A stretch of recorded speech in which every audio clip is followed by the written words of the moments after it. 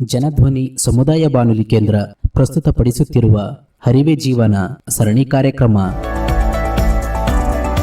ಪ್ರಾಯೋಜಕರು ಕರ್ನಾಟಕ ರಾಜ್ಯ AIDS prevention society, Karnataka ಸರ್ಕಾರ. ತಪ್ಪದೆ ಕೇಳಿ ಹರಿವೆ ಜೀವನ.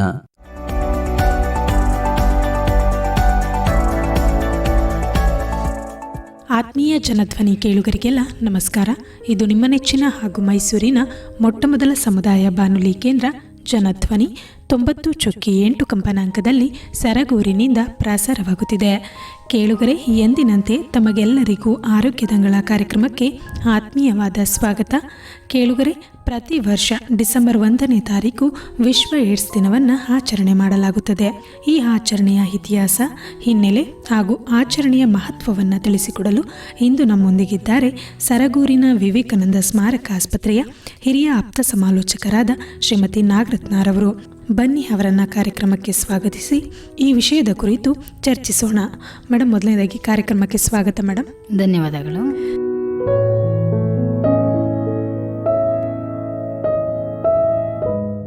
ಈ ದಿನ ನಾವು ವಿಶ್ವ ಏಡ್ಸ್ ದಿನದ ಕುರಿತು ಮಾಹಿತಿಯನ್ನು ತಿಳಿದುಕೊಳ್ಳಲು ಮುಂದಾಗಿದ್ದೇವೆ. ಹಾಗಿದ್ರೆ ಈ ವಿಶ್ವ ಏಡ್ಸ್ ದಿನದ ಇತಿಹಾಸ ಹಾಗೂ ಹಿನ್ನೆಲೆಯನ್ನು ನಮಗೆ ಮತ್ತು ನಮ್ಮ ಕೇಳುಗರಿಗೆ ತಿಳಿಸ್ಕೊಡೋದಾದ್ರೆ ಮೇಡಮ್. ಓಕೆ ಮೇಡಮ್, ಈ ವಿಶ್ವ ಏಡ್ಸ್ ದಿನಾನ ಮೊದಲನೇ ಬಾರಿಗೆ ವಿಶ್ವ ಆರೋಗ್ಯ ಸಂಸ್ಥೆ 1988ರಲ್ಲಿ ಪ್ರಾರಂಭ ಮಾಡ್ತು. ಡಿಸೆಂಬರ್ 1 ವಿಶ್ವ ಏಡ್ಸ್ ದಿನನಾಗಿ ಆ ದಿನದಿಂದ ಘೋಷಣೆ ಮಾಡ್ತು. ನಿಮಗೆ ಗೊತ್ತಿರೋಂಗೆ ಹಲವಾರು ಮಾರಣಾಂತಿಕ ಕಾಯಿಲೆಗಳಿದೆ, ಅದರಲ್ಲಿ ಇದು ಕೂಡ ಒಂದು ಅಂತ ಹೇಳಿ ಇದನ್ನ ವಿಶ್ವದಾದ್ಯಂತ ಆಚರಣೆ ಮಾಡಬೇಕು ಅಂತ ಹೇಳಿ ಘೋಷಣೆ ಮಾಡಿದಂಥದ್ದು. ಹಾಗಾಗಿ ಡಿಸೆಂಬರ್ 1ನೇ ತಾರೀಕನ್ನ ನಾವು ವಿಶ್ವ ಏಡ್ಸ್ ದಿನ ಅಂತ ಹೇಳಿ ಆಚರಣೆ ಮಾಡ್ತಾ ಬಂದಿರುವಂಥದ್ದು. ಈಗ 1988ರಿಂದ ಪ್ರತಿ ವರ್ಷ ಡಿಸೆಂಬರ್ 1ನೇ ತಾರೀಕಿಂದ ಈ ವಿಶ್ವ ಏಡ್ಸ್ ದಿನವನ್ನು ಆಚರಣೆ ಮಾಡ್ತಾ ಇದ್ದೀವಿ ಅಂತ ಹೇಳ್ತಾ ಬಂದ್ರಿ. ಹಾಗಿದ್ರೆ ಈ ಆಚರಣೆಯ ಮಹತ್ವ ಮತ್ತು ಉದ್ದೇಶನ ನಮಗೆ ತಿಳಿಸೋದಾದ್ರೆ ಮೇಡಮ್. ವಿಶ್ವ ಏಡ್ಸ್ ದಿನನ ಆಚರಣೆ ಮಾಡುವಂಥ ಉದ್ದೇಶ ಅಂತ ಹೇಳಿದ್ರೆ, ಮುಖ್ಯವಾಗಿ ನಾವು ಯಾವುದೇ ಒಂದು ಕಾಯಿಲೆ ಬಗ್ಗೆ ಸಂಪೂರ್ಣವಾಗಿ ಒಂದು ಅರಿವನ್ನು ಮೂಡಿಸೋವಂಥದ್ದು ಮತ್ತು ಜಾಗೃತಿಯನ್ನು ಮೂಡಿಸೋವಂಥದ್ದು ಸಮುದಾಯದಲ್ಲಿ ಮುಖ್ಯ ಆಗುತ್ತೆ. ಯಾಕಂದರೆ ಇದನ್ನು ನಾವು ತಡೆಗಟ್ಟಬೇಕು ಅಂತ ಹೇಳಿದ್ರೆ ಅಥವಾ ಅದು ಹೋಗ್ಲಾಡಿಸ್ಬೇಕು ಅಂತ ಹೇಳಿದ್ರೆ ಅದ್ರ ಬಗ್ಗೆ ಜನರಲ್ಲಿ ಜಾಗೃತಿ ಇರಬೇಕು ಅಥವಾ ಅರಿವಿರಬೇಕು. ಆ ನಿಟ್ಟಿನಲ್ಲಿ ಪ್ರಸ್ತುತ ಸಮಾಜದಲ್ಲಿ ಈ ರೋಗದ ಬಗ್ಗೆ ಜನರಿಗೆ ಎಷ್ಟು ಜಾಗೃತಿ ಇದೆ ಅನ್ನೋದನ್ನು ತಿಳ್ಕೊಳ್ಳೋವಂಥದ್ದು ಮತ್ತು ಅದ್ರ ಬಗ್ಗೆ ಅವ್ರಿಗೆ ತಿಳಿಸೋವಂಥದ್ದು. ಜೊತೆಗೆ ಈ ಕಾಯಿಲೆಯಿಂದ ಎಷ್ಟು ಜನ ಸಾವನ್ನು ಅಪ್ತಾ ಇದ್ದಾರೆ ಅದ್ರ ಬಗ್ಗೆ ಕೂಡ ಒಂದು ಸ್ಮರಣೆ ಮಾಡುವಂಥದ್ದು. ಈ HIV ಏಡ್ಸ್ನಿಂದ ಎಷ್ಟು ಜನ ಇದರಿಂದ ಸಾವನ್ನಪ್ಪಿದ್ದಾರೆ ಅವ್ರನ್ನ ಸ್ಮರಣೆ ಮಾಡುವಂಥದ್ದು ಮತ್ತು ಇದ್ರ ಬಗ್ಗೆ ಒಂದು ಜಾಗೃತಿನ ಮೂಡಿಸೋ ಒಂದು ನಿಟ್ಟಿನಲ್ಲಿ ಈ ಕಾರ್ಯಕ್ರಮನ ನಿರಂತರವಾಗಿ ಮಾಡ್ಕೊಳ್ತಾ ಬರ್ತಾ ಇದೆ. ಇದುವರೆಗೂ ವಿಶ್ವ ಏಡ್ಸ್ ದಿನದ ಕುರಿತು ಅಂದರೆ ಆಚರಣೆಯ ಕುರಿತು ಮಹತ್ವ ಮತ್ತು ಉದ್ದೇಶ ಏನಕ್ಕಾಗಿ ಮಾಡ್ತಾರೆ ಅನ್ನೋದ್ರ ಕುರಿತು ಮಾಹಿತಿಯನ್ನು ನೀಡಿದ್ರಿ. ಪ್ರತಿ ವರ್ಷ ಒಂದೊಂದು ಘೋಷವಾಕ್ಯದೊಂದಿಗೆ ಈ ವಿಶ್ವ ಏಡ್ಸ್ ದಿನವನ್ನು ಆಚರಣೆ ಮಾಡ್ತಾ ಬರಲಾಗ್ತಾ ಇದೆ ಮೇಡಮ್. ಹಾಗಿದ್ರೆ 2025ನೇ ವರ್ಷದ ಘೋಷವಾಕ್ಯವನ್ನು ನಮಗೆ ತಿಳಿಸೋದಾದ್ರೆ ಮೇಡಮ್. ಪ್ರತಿ ವರ್ಷ ಒಂದು ಜಾಗೃತಿ ಮೂಡಿಸೋದ್ರ ಜೊತೆಗೆ ಒಂದೊಂದು ಗುರಿ ಉದ್ದೇಶನ ಇಟ್ಕೊಂಡು ಅದ್ರ ಜೊತೆಗೆ ಒಂದು ಘೋಷವಾಕ್ಯನ ಇಟ್ಕೊಂಡು ಆಚರಣೆ ಮಾಡ್ತಾ ಬಂದಿದೆ. ಯಾಕಂದರೆ ಪ್ರತಿ ವರ್ಷ ಒಂದು ಗುರಿ ಇಟ್ಕೊಂಡಾಗ ಮಾತ್ರ ನಾವು ಅದರದ್ದು ಹರಡುವಿಕೆಯನ್ನು ಕಡಿಮೆ ಮಾಡಲಿಕ್ಕಾಗೋದು ಅಥವಾ ಅದನ್ನು ಒಂದು ನಿರ್ವಹಣೆ ಮಾಡಲಿಕ್ಕೆ ಸಾಧ್ಯ ಆಗೋದು. ಆ ಉದ್ದೇಶದಿಂದ ಪ್ರತಿ ವರ್ಷ ಒಂದು ಘೋಷವಾಕ್ಯನ ಇಟ್ಕೊಂಡು ಕಾರ್ಯಕ್ರಮನ ಆಚರಣೆ ಮಾಡ್ತಾ ಬಂದಿದ್ದಾರೆ. ಅದರಂತೆ 2025 ಈ ವರ್ಷ ಕೂಡ ಒಂದು ಘೋಷವಾಕ್ಯನ ಇಟ್ಕೊಂಡಿದ್ದಾರೆ. HIV ಏಡ್ಸ್ ಹರಡುವಿಕೆಯನ್ನು ನಿಯಂತ್ರಿಸಲು ಇರುವ ಅಡೆತಡೆಗಳನ್ನು ಕೊನೆಗಾಣಿಸೋಣ ಅನ್ನೋದು ಈ ವರ್ಷದ ಥೀಮ್ ಆಗಿದೆ. HIV ಏಡ್ಸ್ ಹರಡುವಿಕೆಯನ್ನು ನಿಯಂತ್ರಿಸಲು ಇರುವ ಅಡೆತಡೆಗಳನ್ನು ಕೊನೆಗಾಣಿಸೋಣ ಅಂತ ಯಾಕೆ ಅಂದ್ಕೊಂಡಿದ್ದೀವಿ ಅಂದರೆ, ಒಂದು ಎಷ್ಟೆಲ್ಲ ಸ್ಟ್ರಾಟಜಿಗಳನ್ನ ಮಾಡ್ತಾ ಬಂದಿದ್ರು ಕೂಡ ಇನ್ನೂ ಅದನ್ನು ನಾವು ಸೊನ್ನೆಗೆ ತರಲಿಕ್ಕೆ ಆಗ್ತಾ ಇಲ್ಲ. ಪ್ರತಿ ವರ್ಷ ಒಂದೊಂದು ಹೊಸ ಸ್ಟ್ರಾಟಜಿ ಜೊತೆ ಈ ಕಾರ್ಯಕ್ರಮಗಳನ್ನ ಮಾಡ್ತಾ ಇದ್ವಿ. HIV ಏಡ್ಸನ್ನು ನಿರ್ಮೂಲನೆಗಾಗಿ ಸರ್ಕಾರ ಮತ್ತು ಸರ್ಕಾರೇತರ ಸಂಸ್ಥೆಗಳು ಹಲವಾರು ಯೋಜನೆಗಳನ್ನ ಮಾಡಿಕೊಂಡು ಆ ನಿಟ್ಟಿನಲ್ಲಿ ಕಾರ್ಯಕ್ರಮಗಳನ್ನ ಮಾಡ್ತಾ ಬರ್ತಾ ಇದ್ದರೂ ಕೂಡ ಇನ್ನೂ ಅದರದ್ದು ಸೋಂಕಿಗೆ ಒಳಗಾಗೋರ ಸಂಖ್ಯೆ ಹೆಚ್ಚಾಗ್ತಾ ಇರೋದ್ರಿಂದ ಅದನ್ನು ಕೊನೆಗಾಣಿಸೋಕ್ಕೆ ಇರುವಂಥ ಅಡೆತಡೆಗಳು ಏನಿದೆ, ಜನರಲ್ಲಿ ಜಾಗೃತಿ ಕಡಿಮೆ ಇದೆಯಾ ಅಥವಾ ಅವರಲ್ಲಿ ಭಯ ಜಾಸ್ತಿ ಇದೆಯಾ ಅಥವಾ ಕಳಂಕ ಇದೆಯಾ, ಈ ಥರದನ್ನೆಲ್ಲ ನಾವು ಹೋಗ್ಲಾಡಿಸ್ಬೇಕು. ಮೊದಲನೇದಾಗಿ ನಿಜವಾಗ್ಲೂ ಸಮಾಜದಲ್ಲಿ ಜನರಿಗೆ ಬೇಕಾಗಿರುವಂಥ ಅರಿವು ಯಾವುದ್ರ ಬಗ್ಗೆ ಅನ್ನೋದನ್ನು ನಾವು ಅರ್ಥ ಮಾಡಿಕೊಂಡು ಅದನ್ನು ಮುಖ್ಯವಾಗಿ ಕೊನೆಗಾಣಿಸ್ಬೇಕು. ಆವಾಗ ಮಾತ್ರ ನಾವು HIV ಏಡ್ಸ್ನ ಕೊನೆಗಾಣಿಸ್ಲಿಕ್ಕೆ ಸಾಧ್ಯ ಅನ್ನೋ ಒಂದು ಉದ್ದೇಶದಿಂದ ಈ ವರ್ಷ ಈ ಘೋಷವಾಕ್ಯನ ಇಟ್ಕೊಂಡು ಕಾರ್ಯಕ್ರಮ ಮಾಡ್ತಾ ಇದ್ದಾರೆ. ಹಾಗಿದ್ರೆ ನಾವು ಈ HIV ಅಂದ್ರೆ ಏನು ಅನ್ನೋದನ್ನ ಮೊದಲು ತಿಳ್ಕೊಳ್ಳೋದಕ್ಕೆ ಪ್ರಯತ್ನ ಮಾಡೋಣ ಮೇಡಮ್. ಖಂಡಿತವಾಗ್ಲೂ ನಾನು ಆವಾಗಲೇ ಹೇಳ್ದಂಗೆ ಒಂದು ಜನರಿಗೆ ಇದ್ರ ಬಗ್ಗೆ ಜಾಗೃತಿ ಮೂಡಿಸೋದೇ ಮುಖ್ಯ ಆಗಿರೋದ್ರಿಂದ ಜನರಿಗೆ ಮೊದಲನೇದಾಗಿ HIV ಅಂದರೆ ಏನು, ಅದು ಹೇಗೆ ಬರುತ್ತೆ, ಇದ್ರ ಬಗ್ಗೆ ಎಲ್ಲ ಅವ್ರಿಗೆ ಗೊತ್ತಾಗಬೇಕು. ಆವಾಗ ಮಾತ್ರ ಅವರು ಅದರಿಂದ ದೂರ ಉಳಿಲಿಕ್ಕೆ ಸಾಧ್ಯ ಆಗುವಂಥದ್ದು ಅಥವಾ ಅದನ್ನು ಗುರುತಿಸ್ಕೊಳ್ಳಿಕ್ಕೆ ಅವರು ಸಾಧ್ಯ ಆಗುವಂಥದ್ದು. HIV ಅನ್ನೋದು ಒಂದು ವೈರಸ್ಸು. ಇದನ್ನು ನಾವು ಹ್ಯೂಮನ್ ಇಮ್ಯುನೋ ಡಿಫಿಷಿಯನ್ಸಿ ವೈರಸ್ ಅಂತ ಕರಿತೀವಿ. ಈ ವೈರಸ್ನ ಯಾಕೆ ಹ್ಯೂಮನ್ ಇಮ್ಯುನೋ ಡಿಫಿಷಿಯನ್ಸಿ ವೈರಸ್ ಅಂತ ಕರಿತೀವಿ ಅಂದರೆ ಇದು ಮಾನವನ ದೇಹದ ರೋಗ ನಿರೋಧಕ ಶಕ್ತಿನ ಕುಗ್ಗಿಸುವಂಥ ಒಂದು ಕ್ರಿಮಿಯಾಗಿರುತ್ತೆ, ವೈರಾಣು ಆಗಿರುತ್ತೆ. ಅದರಿಂದ ಇದನ್ನು HIV ಅಂತ ಕರಿತೀವಿ. ಈ ವೈರಸ್ ಏನು ಮಾಡುತ್ತೆ ಅಂತ ಹೇಳಿದ್ರೆ ಮಾನವನ ದೇಹದ ರೋಗ ನಿರೋಧಕ ಶಕ್ತಿನ ಕುಗ್ಗಿಸಿದ ನಂತರ ಅಲ್ಲಿ ಏನಾಗುತ್ತೆ, ದೇಹದಲ್ಲಿ ರೋಗ ನಿರೋಧಕ ಶಕ್ತಿ ಕಡಿಮೆಯಾಗಿ ಆ ದೇಹಕ್ಕೆ ಹಲವಾರು ರೋಗಾಣುಗಳು ಬರಲಿಕ್ಕೆ ಶುರುವಾಗುತ್ತೆ. ಉದಾಹರಣೆಗೆ TB ರೋಗಾಣು ಆಗ್ಬೋದು, ನಿಮೋನಿಯಾ ಆಗ್ಬೋದು, ಅಥವಾ ಇತರೆ ನಿಮೋನಿಯಾ ವೈರಸ್ಗಳಾಗ್ಬೋದು. ಈ ಥರದ್ದೆಲ್ಲ ಅವರ ದೇಹನ ಆವರಿಸ್ಕೊಳ್ಳಿಕ್ಕೆ ಶುರು ಮಾಡಿ ಬೇರೆ ಬೇರೆ ಮಾರಣಾಂತಿಕ ಕಾಯಿಲೆಗಳು ಉಂಟಾಗಲಿಕ್ಕೆ ಕೂಡ ಅವಕಾಶ ಮಾಡಿಕೊಡುತ್ತೆ. ಅದರಿಂದ ಇದನ್ನ ಅವಕಾಶವಾದಿ ಕಾಯಿಲೆಗಳು ಅಂತ ಕೂಡ ಕರಿತೀವಿ. ಈ ಹಲವಾರು ಅವಕಾಶವಾದಿ ಕಾಯಿಲೆಗಳು ಉಂಟಾಗಿ ಆ ಸ್ಟೇಜ್ ಇದೆಯಲ್ಲ ಅದನ್ನು ನಾವು ಏಡ್ಸ್ ಅಂತ ಹೇಳಿ ಕರಿತೀವಿ. ಅದನ್ನು ಅಕ್ವೈರ್ಡ್ ಇಮ್ಯುನೋ ಡಿಫಿಷಿಯನ್ಸಿ ಸಿಂಡ್ರೋಮ್ ಅಂತ ಕರಿತೀವಿ. ಅದರಿಂದ HIV ವೈರಸ್ಸಿಂದ ಉಂಟಾಗುವಂಥದ್ದು ಏಡ್ಸ್ ಕಾಯಿಲೆ. ಹಾಗಾಗಿ ಈ ಏಡ್ಸ್ ಹಂತಕ್ಕೆ ಜನರು ತಲುಪದೇ ಇರೋ ಥರ ತಡೆಗಟ್ಟಬೇಕು ಅಂತ ಹೇಳಿದ್ರೆ ಈ ಮೊದಲನೇದಾಗಿ ಅವರು HIV ಅಂದರೆ ಏನು, ಆ ವೈರಸ್ ಹೇಗೆ ಬರುತ್ತೆ ಅನ್ನೋದನ್ನ ಮುಖ್ಯವಾಗಿ ತಿಳ್ಕೋಬೇಕು. ಹಾಗಿದ್ರೆ ಈ HIV ಸೋಂಕಿನ ಮೂಲ ಲಕ್ಷಣಗಳನ್ನ ತಿಳಿಸೋದಾದ್ರೆ ಮೇಡಮ್? ಇದ್ರದ್ದು ಮೂಲ ಲಕ್ಷಣಗಳು ಅಂದರೆ ಆ್ಯಕ್ಚುಲಿ ಮೊದಲನೇ ಹಂತದಲ್ಲಿ ಈ ಸೋಂಕು ಅಂದರೆ ಈ ವೈರಸ್ಸು ದೇಹಕ್ಕೆ ಎಂಟರ್ ಆದಮೇಲೆ ಯಾವುದೇ ಥರದ ಲಕ್ಷಣಗಳು ಕಾಣಿಸ್ಕೊಳ್ಳೋದಿಲ್ಲ. ಆ ವ್ಯಕ್ತಿ ಆ ಸಂದರ್ಭದಲ್ಲಿ ದೈಹಿಕವಾಗಿ ಅಥವಾ ಅವನು ರೋಗ ನಿರೋಧಕ ಶಕ್ತಿ ತುಂಬ ಚೆನ್ನಾಗಿತ್ತು ಅಂತ ಹೇಳಿದ್ರೆ ಅವನು ತುಂಬ ವರ್ಷಗಳ ತನಕ, ಒಂದು 5ರಿಂದ 10 ವರ್ಷಗಳವರೆಗೂ ಅವನಿಗೆ ಯಾವುದೇ ಲಕ್ಷಣಗಳಿಲ್ಲದೆ ಕೂಡ ಅವನು ಬದುಕಬಹುದು. ಮೊದಲನೇ ಹಂತದಲ್ಲಿ ಅವನು ಎಸಿಂಪ್ಟಮ್ಯಾಟಿಕ್ ಆಗಿರ್ತಾನೆ, ಯಾವುದೇ ಲಕ್ಷಣಗಳಿರೋದಿಲ್ಲ. ಎರಡನೇ ಹಂತಕ್ಕೆ ಬಂದಾಗ ಅವನಿಗೆ ಹಲವಾರು ಸಿಂಪ್ಟಮ್ಸ್ ಶುರುವಾಗುತ್ತೆ. ಅದು ಏನಾಗ್ತಿದೆ ಅಂದರೆ ಸಾಮಾನ್ಯ ಜನರಲ್ಲಿ ಕಾಣಿಸ್ಕೊಳ್ಳೋಂಥ ಸಿಂಪ್ಟಮ್ಸೇ ಆಗಿರುತ್ತೆ. ಉದಾಹರಣೆಗೆ ಚರ್ಮ ಸಂಬಂಧಿತ ಇನ್ಫೆಕ್ಷನ್ಗಳು, ಅಂದರೆ ಚರ್ಮಗಳಲ್ಲಿ ಅವರಿಗೆ ಗುಳ್ಳೆಗಳು ಬರ್ಬೋದು, ನಮೆ ಬರ್ಬೋದು, ಆ ಥರ ಸ್ಕಿನ್ ಇನ್ಫೆಕ್ಷನ್ಗಳು ಬರ್ಬೋದು.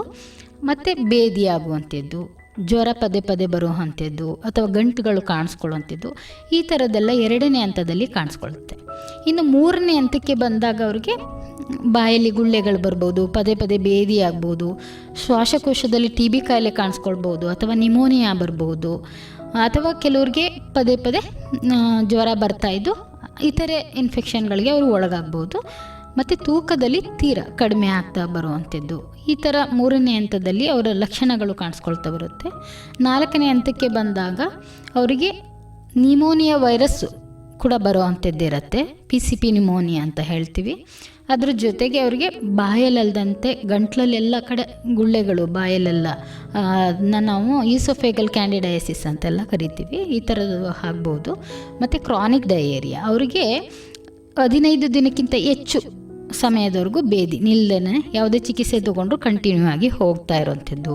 ಮತ್ತು 10 kgಗಿಂತ ಹೆಚ್ಚು ತೂಕ ಅವರು ಒಂದೇ ತಿಂಗಳಲ್ಲಿ ಕಡಿಮೆ ಆಗ್ತಾ ಹೋಗುವಂಥದ್ದು, ವೇಸ್ಟಿಂಗ್ ಸಿಂಡ್ರೋಮ್ ಅಂತೀವಿ. ಅವ್ರ ದೇಹ ಅಷ್ಟರ ಮಟ್ಟಿಗೆ ಕ್ಷೀಣಿಸ್ತಾ ಹೋಗುತ್ತೆ.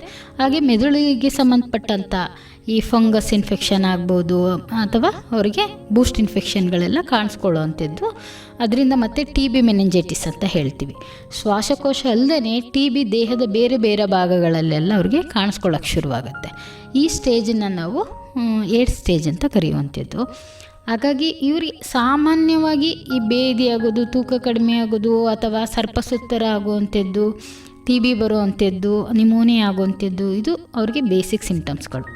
ತದನಂತರ ಅವ್ರಿಗೆ ಕ್ಯಾನ್ಸರು ಬರ್ಬೋದು, ಅಥವಾ ಜಾಂಡಿಸು ಆಗ್ಬೋದು, ಬೇರೆ ಬೇರೆ ಥರದ ಸಮಸ್ಯೆಗಳು ಕೂಡ ಕಾಣಿಸ್ಕೊಳ್ಬೋದು. ಸಾಮಾನ್ಯ ಜನರಿಗೆ ಕಾಣಿಸ್ಕೊಳ್ಳೋಂಥ ಲಕ್ಷಣಗಳೇ ಆಗಿರೋದ್ರಿಂದ ಎಲ್ಲರೂ ಇದನ್ನು ನೆಗ್ಲೆಕ್ಟ್ ಮಾಡ್ತಾರೆ ಅಷ್ಟೇ. ಹಾಗಿದ್ರೆ ಈ ಸೋಂಕಿನ ಪ್ರಮಾಣ ಪ್ರಸ್ತುತ ಎಷ್ಟಿದೆ ಅಂತ ತಿಳಿಸ್ಬೋದಾ ಮೇಡಮ್?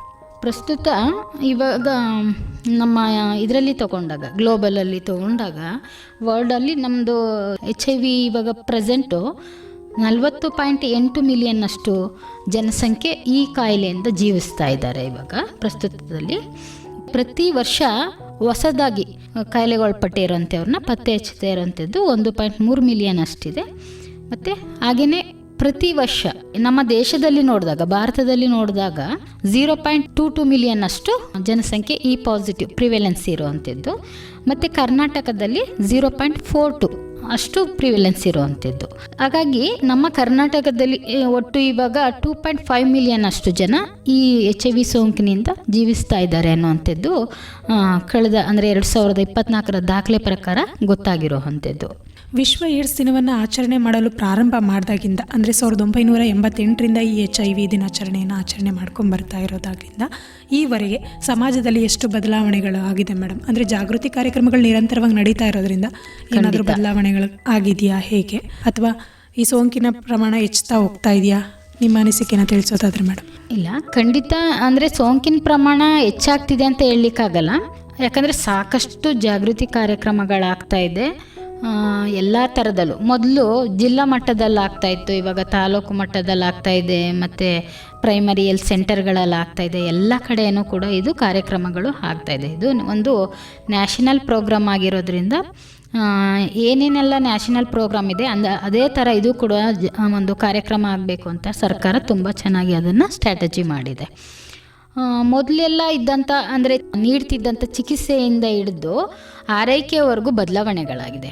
ಒಂದು ಜಾಗೃತಿ ಕಾರ್ಯಕ್ರಮ ಆಗ್ಬೋದು, ಜಾಗೃತಿ ಕಾರ್ಯಕ್ರಮದಲ್ಲೂ ಮನೆ ಮಟ್ಟಕ್ಕೂ ಕೂಡ ಹೋಗ್ತಾ ಇದೆ, ಹಳ್ಳಿಗೂ ಕೂಡ ಹೋಗ್ತಾ ಇದೆ. ಪ್ರತಿ ಶಾಲೆ ಮಕ್ಕಳುಗಳಲ್ಲೂ ಕೂಡ ಇದು ಜಾಗೃತಿ ಮೂಡಿಸೋಂಥ ಕಾರ್ಯಕ್ರಮಗಳು ಆಗ್ತಾ ಇದೆ ಇವಾಗ. ಅದ್ರ ಜೊತೆಗೆ ನಾವು ಪ್ರತಿಯೊಬ್ಬ ಗರ್ಭಿಣಿಯರನ್ನು ಕೂಡ ಅಂದರೆ ಹಿಂದೆ ಎಲ್ಲಿ ಅವ್ರಿಗೆ ಇಷ್ಟ ಅಲ್ಲೇ ಆಸ್ಪತ್ರೆಯಲ್ಲಿ ಅವರು ಹೆರಿಗೆ ಮಾಡಿಸ್ಕೊಳ್ಳೋರು, ಕೆಲವರು ಮನೆ ಹೆರಿಗೆ ಮಾಡಿಸ್ಕೊಳ್ಳೋರು. ಬಟ್ ಇವಾಗ ಒಂದು ಇದಿದೆ, ಏನೋ ಟಾರ್ಗೆಟು, ಇಷ್ಟೇ ಗರ್ಭಿಣಿಯರಾಗ್ತಾರೆ ಒಂದು ವರ್ಷದಲ್ಲಿ, ಅಷ್ಟು ಗರ್ಭಿಣಿಯರಿಗೂ ಪರೀಕ್ಷೆ ಆಗಬೇಕು ಅನ್ನೋಂಥದ್ದು ಒಂದು ಟಾರ್ಗೆಟ್ ಇದೆ. ಹಾಗಾಗಿ ತಂದೆ ತಾಯಿಯಿಂದ ಮಗು ಗರಡೋದನ್ನು ತಪ್ಪಿಸ್ಲಿಕ್ಕೆ ಅದು ಆ ಕಾರ್ಯಕ್ರಮ ತುಂಬ ಚೆನ್ನಾಗಿ ಆಗ್ತಾಯಿದೆ.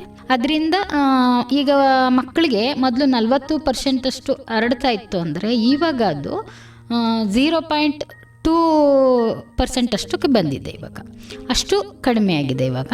ಹಾಗೆಯೇ ಇವಾಗ ನಾವು ಇವರಲ್ಲಿ ನೋಡೋದಾದರೆ ಅಡಲ್ಟ್ ಪಾಪ್ಯುಲೇಷನಲ್ಲಿ, ಜನರಲ್ ಪಾಪ್ಯುಲೇಷನಲ್ಲಿ ಕೂಡ ನೋಡೋದಾದರೆ ಹಿಂದೆ PLHಗಳ ಸಂಖ್ಯೆ 4,97,000 ಅಷ್ಟು ಇರ್ತಾಯಿತ್ತು. ಇವಾಗ ಅದು 2,75,000 ಬಂದಿದೆ. ಹಾಗೆಯೇ ಡೆತ್ ರೇಟು ಕೂಡ ಅಷ್ಟೇ. ಆವಾಗ ಎಷ್ಟು 5,133 ಜನ ಅಂದರೆ 1,00,000 ಪಾಪ್ಯುಲೇಷನಲ್ಲಿ ಅಷ್ಟು ಜನ ಡೆತ್ ಆಗ್ತಾಯಿದ್ರು. ಬಟ್ ಇವಾಗ ಅದೇನಾಗಿದೆ, 1,00,000 ಜನರಲ್ಲಿ 2,078 ಜನರಿಗೆ ಅದು ಕಡಿಮೆ ಆಗಿದೆ.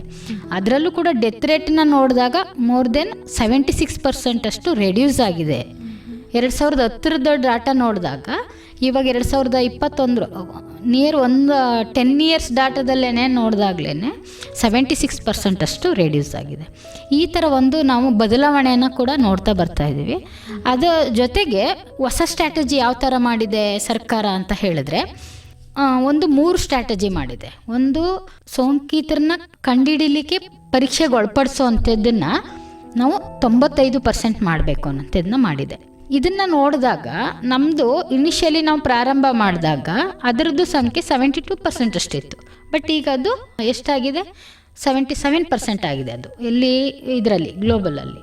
ಬಟ್ ಅದೇ ನಮ್ಮ ನ್ಯಾಷನಲ್ ಲೆವೆಲಲ್ಲಿ ಅಷ್ಟಾಗಿದೆ. ಅದೇ ನಮ್ಮ ಕರ್ನಾಟಕದಲ್ಲಿ ತೊಗೊಂಡಾಗ ಅದು 94% ಬಂದಿದೆ. ಅದು ನಿಯರ್ ನಾವು ಇದನ್ನು ರೀಚ್ ಆಗ್ತಾ ಇದ್ದೀವಿ ನಮ್ಮ ಗುರಿನ. ಎರಡನೇ ಗುರಿ ಬಂದು ಟೆಸ್ಟ್ಗೆ ಒಳಪಟ್ಟವರಲ್ಲಿ ಎಷ್ಟು ಜನ ಸೋಂಕಿಗೊಳಗಾದರೂ ಅಷ್ಟು ಜನ ಚಿಕಿತ್ಸೆಗೆ ಒಳಪಡಬೇಕು. ಅದು 95% ಭಾಗದ ಜನ ಆದರೂ ಚಿಕಿತ್ಸೆಗೆ ಒಳಪಡಬೇಕು ಅನ್ನೋಂಥದ್ದು. ಆ ಒಂದು ಗುರಿಯಲ್ಲಿ ನಾವು ಮೊದಲು 83% ಇದ್ವಿ ಇನಿಷಿಯಲಿ, ಅಂದರೆ ಒಂದು 5 ವರ್ಷದ ಹಿಂದೆ. ಬಟ್ ಇವಾಗ ಅದನ್ನು ನಾವು 87%ಗೆ ರೀಚ್ ಆಗಿದ್ದೀವಿ. ಹಾಗೆ ಮೂರನೇ ಗುರಿ ಬಂದು ಎಷ್ಟು ಜನಕ್ಕೆ ART ಚಿಕಿತ್ಸೆ ಪ್ರಾರಂಭ ಆಗಿತ್ತು ಅಷ್ಟು ಜನರಲ್ಲಿ 95% ಜನಗಾದ್ರೂ ಆ ಚಿಕಿತ್ಸೆ ಫಲಕಾರಿಯಾಗಿ ವೈರಲ್ ಸಪ್ರೆಷನ್ ಅಂತೀವಿ, ವೈರಸ್ ಸಂಖ್ಯೆ ತೀರಾ ಕಡಿಮೆ ಆಗಬೇಕು. 20ಕ್ಕಿಂತ ಕಡಿಮೆ ಅಂತ ಹೇಳ್ತೀವಿ, ಅಷ್ಟು ಕಡಿಮೆ ಆಗಬೇಕು. ವೈರಲ್ ಸಪ್ರೆಷನ್ ಆಗಬೇಕು. ಆ ವೈರಸ್ನ ಕುಗ್ಗಿಸೋವಂಥ ಒಂದು ಚಿಕಿತ್ಸೆ ಫಲಕಾರಿ ಇದು ನಾವು ಪ್ರಮಾಣ ನೋಡಿದಾಗ ಅದು ಕೂಡ 95% ಅಷ್ಟು ಜನರೆಲ್ಲ ಆಗಿರಬೇಕು ಅನ್ನೋದು. ಅದು ಕೂಡ ಇವಾಗ 68%ಇಂದ 95%ಗೆ ಬಂದಿದೆ. ಅಂದರೆ ಅಷ್ಟು ಚೆನ್ನಾಗಿ ಇವಾಗ ಚಿಕಿತ್ಸೆ ಕೂಡ ಫಲಕಾರಿ ಆಗುವಂಥ ಚಿಕಿತ್ಸೆ ನಡೀತಾ ಇದೆ.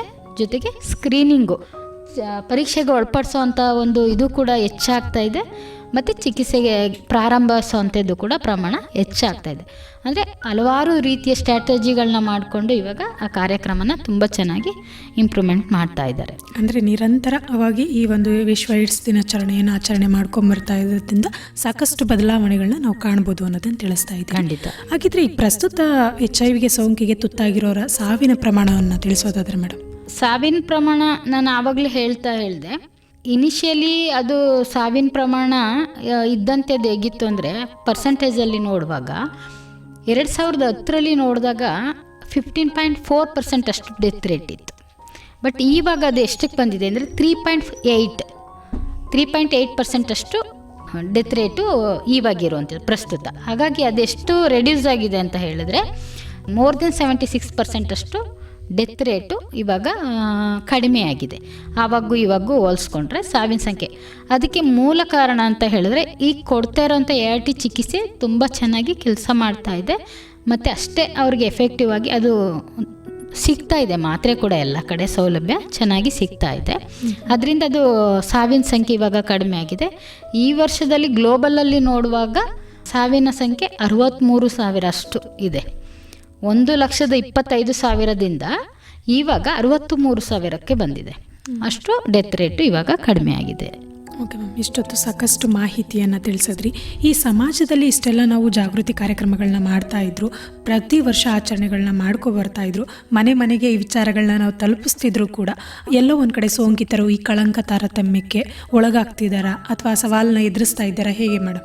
ಖಂಡಿತ ಒಳಗಾಗ್ತಾ ಇದ್ದಾರೆ ಅನ್ನೋದು ಒಂದು ಕಡೆ ಆದರೆ, ಇನ್ನೊಂದು ಕಡೆ ಹಿಂದೆ ಒಳಗಾಗಿರುವಂಥವ್ರು ಇವಾಗ ಅಂದರೆ ಪರೀಕ್ಷೆಗಳು ಆಗಿ ಒಳಪಡ್ತಾ ಇದ್ದಾರೆ.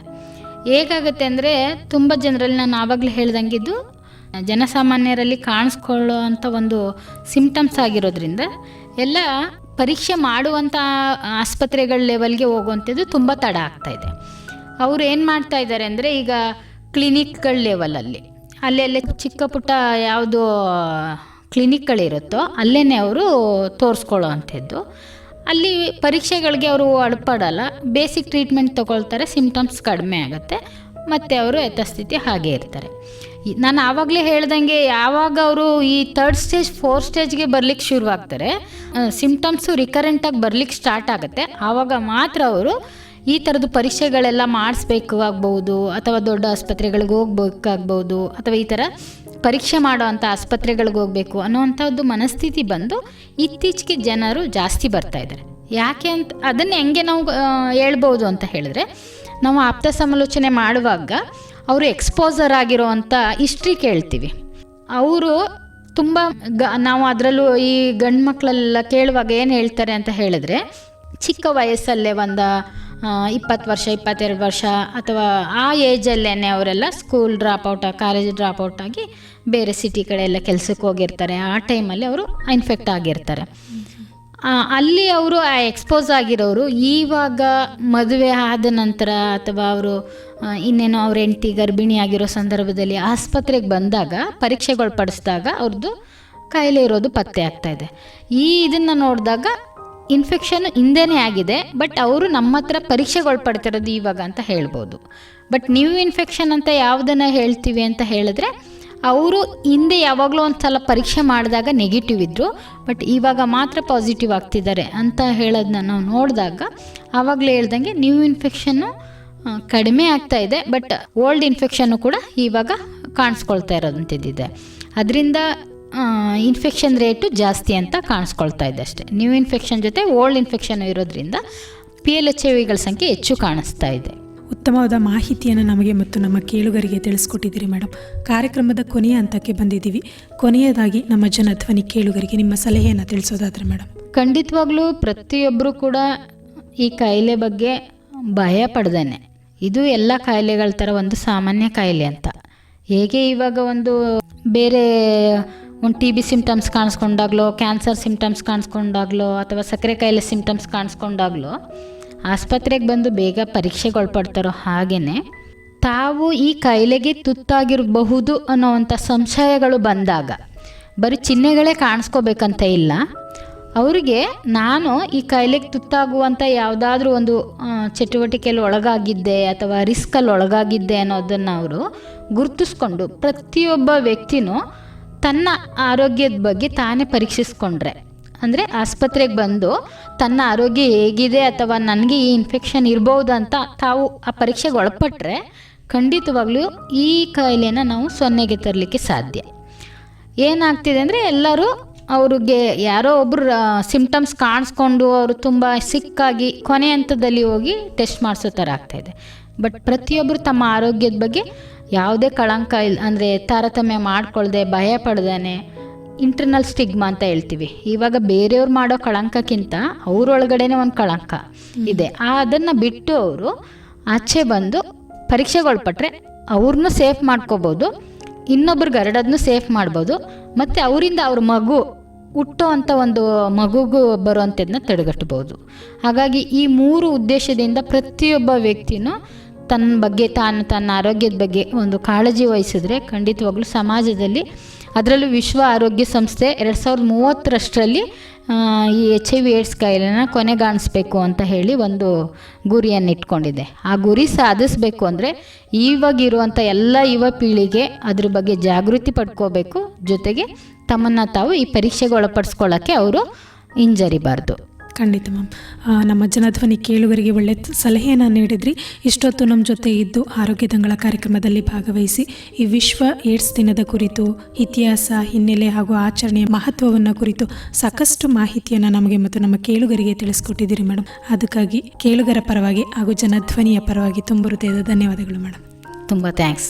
ಕೇಳುಗರೆ, ಇದುವರೆಗೂ ಕೇಳ್ತಾ ಇದ್ರಿ ಆರೋಗ್ಯ ದಂಗಳ ಕಾರ್ಯಕ್ರಮದಲ್ಲಿ ವಿಶ್ವ ಏಡ್ಸ್ ದಿನದ ಕಾರ್ಯಕ್ರಮದಲ್ಲಿ ಭಾಗವಹಿಸಿದವರು ಸರಗೂರಿನ ವಿವೇಕಾನಂದ ಸ್ಮಾರಕ ಆಸ್ಪತ್ರೆಯ ಹಿರಿಯ ಆಪ್ತ ಸಮಾಲೋಚಕರಾದ ಶ್ರೀಮತಿ ನಾಗರತ್ನರವರು. ಇದು ಇವತ್ತಿನ ಆರೋಗ್ಯ ದಂಗಳ ಕಾರ್ಯಕ್ರಮ. ಮತ್ತೆ ಮತ್ತೊಂದು ಕಾರ್ಯಕ್ರಮದಲ್ಲಿ ನಿಮ್ಮನ್ನ ಭೇಟಿಯಾಗ್ತೀನಿ.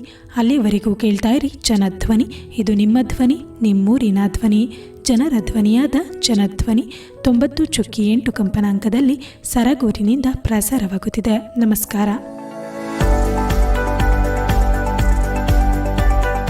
ಜನಧ್ವನಿ ಸಮುದಾಯ ಬಾನುಲಿ ಕೇಂದ್ರ ಪ್ರಸ್ತುತಪಡಿಸುತ್ತಿರುವ ಹರಿವೆ ಜೀವನ ಸರಣಿ ಕಾರ್ಯಕ್ರಮ. ಪ್ರಾಯೋಜಕರು ಕರ್ನಾಟಕ ರಾಜ್ಯ ಏಡ್ಸ್ ಪ್ರಿವೆನ್ಷನ್ ಸೊಸೈಟಿ, ಕರ್ನಾಟಕ ಸರ್ಕಾರ. ತಪ್ಪದೆ ಕೇಳಿ ಹರಿವೆ ಜೀವನ.